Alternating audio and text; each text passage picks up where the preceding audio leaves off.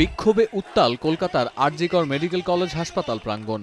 স্বাস্থ্যকর্মী, শিক্ষার্থী, সাধারণ মানুষ থেকে শুরু করে রাজনৈতিক নেতৃবৃন্দ, এমনকি টালিপাড়ার তারকারাও নেমেছেন রাস্তায়। ইন্টার্ন নারী চিকিৎসকের রহস্যজনক মৃত্যুতে তোলপাড় গোটা পশ্চিমবঙ্গ। রাজ্য ছাপিয়ে আন্দোলনের তীব্রতা ছড়িয়ে পড়েছে লখনৌ থেকে চণ্ডীগড়েও। हम लोग का जो मुद्दा है, आप जल्द से जल्द जो इन्वेस्टिगेशन है वो करके इमीडिएटली 48 आवर्स हो गया, इमीडिएटली अरेस्ट कीजिए। जो कल्प्रिट है वो किसको बुलाए, उससे हम लोग का आनंद नहीं है। हम लोग कोई ह्यूमन में कान नहीं दे रहा है। We want justice for humanity. ये एक औरत के साथ हुआ है, एक डॉक्टर के साथ हुआ है, इसमें पॉलिटिक्स कुछ हो ही नहीं सकता है। सो ये विदाउट बायस होना चाहिए इन्वेस्टिगेशन। हमारे जब तक मांगे पूरी नहीं हो जाती, जो मेन मांगे वो यही है कि सीबीआई प्रोब हो। एक रीजनल लोग नहीं देख रहे उस ड्यूटी। सेंट्रल प्रोटेक्शन एक्ट जो डॉक्टर के लिए है वो लागू हो एंड जो रियल कल्प्रिट्स हैं उनको पकड़ा जाए। আরজিকর হাসপাতাল কাণ্ডের জেরে স্বাস্থ্য দপ্তরে বড় ধরনের রদবদলের সিদ্ধান্ত নিয়েছে রাজ্য সরকার। সিদ্ধার্থ নিয়োগীকে সরিয়ে দেবাশিস হালদারকে দেয়া হয়েছে স্বাস্থ্য দপ্তরের অধিকর্তার পদ।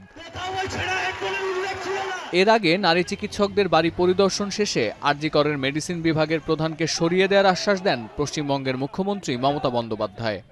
আমরা হাসপাতাল থেকে হেড অফ দ্য ডিপার্টমেন্ট, যে চেস ডিপার্টমেন্ট, তাকেও সরিয়ে দিয়েছি এবং পুলিশ পোস্টে যে এসিপি ছিলেন তাকেও সরিয়ে দিয়েছি।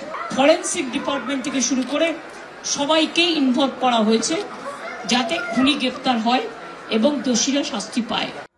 এদিকে আরজিকর মেডিকেল কলেজ থেকে পদত্যাগ করার কয়েক ঘন্টার মধ্যে ন্যাশনাল মেডিকেল কলেজের অধ্যক্ষ পদে বসানো হয়েছে সন্দীপ ঘোষকে। এ ঘটনার জেরে উত্তাল ন্যাশনাল মেডিকেল কলেজও। তালা ঝুলছে প্রশাসনিক ভবনের গেটে। সোমবার রাতে 6 দফা দাবি পেশ করেন আরজিকর মেডিকেল কলেজের কর্মী ও চিকিৎসকরা। 14 আগস্টের মধ্যে তদন্ত প্রতিবেদন জমা দিতে 48 ঘন্টার সময়সীমা বেঁধে দিয়েছেন তারা। দাবি মেনে নেয়ার আগ পর্যন্ত ধর্মঘট চালিয়ে যাওয়ার ঘোষণা দিয়েছেন 21টি মেডিকেল কলেজ ও হাসপাতালের নবীন চিকিৎসক, ইন্টার্ন ও পোস্ট গ্র্যাজুয়েট ট্রেনিরা।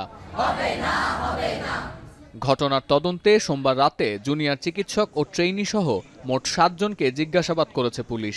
এছাড়াও চেস্ট মেডিসিন বিভাগের প্রধান, সুপার, সহকারী সুপার, নার্সিং স্টাফ, নিরাপত্তা কর্মী ও চতুর্থ শ্রেণীর বেশ কিছু কর্মীকে মঙ্গলবার আবারও ডাকা হয়েছে জিজ্ঞাসাবাদের জন্য। ধর্ষণ ও খুনের এই চাঞ্চল্যকর ঘটনা নিয়ে সামাজিক যোগাযোগ মাধ্যমে পোস্ট দেয় 15 জন ইনফ্লুয়েন্সারকে তলব করেছে লালবাজার।